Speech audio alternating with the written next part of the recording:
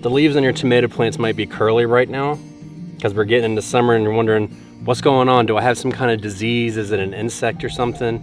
But this is a way to tell if it is heat stress or something else.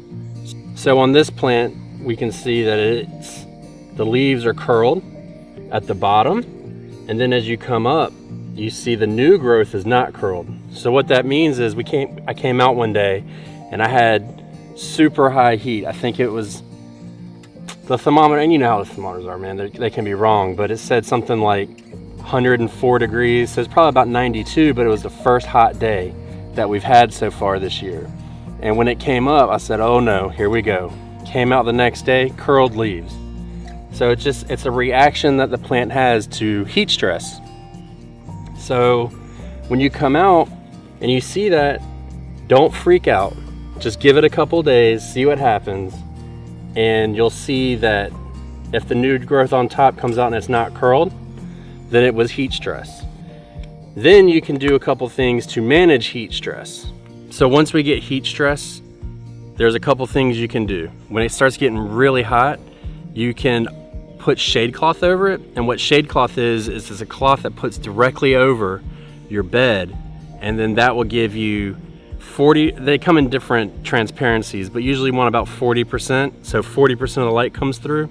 And what that does is in the middle of the day, around noon, it gives it the shade because that's the hottest part of the day. And that's when most of your heat stress is going to occur. So that shade will come down and then it'll give it a little bit of a break from the heat.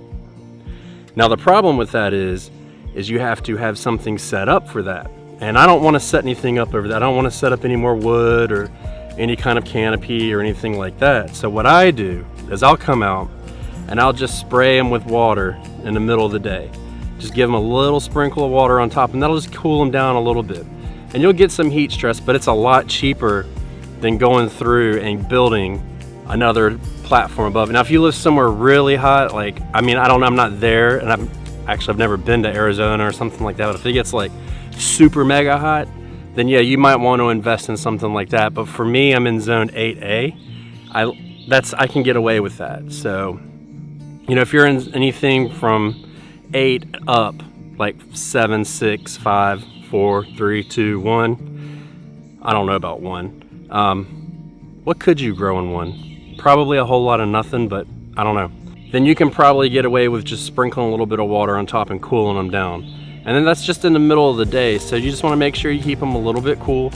And the other thing you can do is you can plant them where there's some shade. So maybe they get a little bit of afternoon shade, a little bit of shade in the late morning, because the late morning sun or late afternoon sun is warmer than the early morning sun. So protecting from the late afternoon sun is also helpful as well.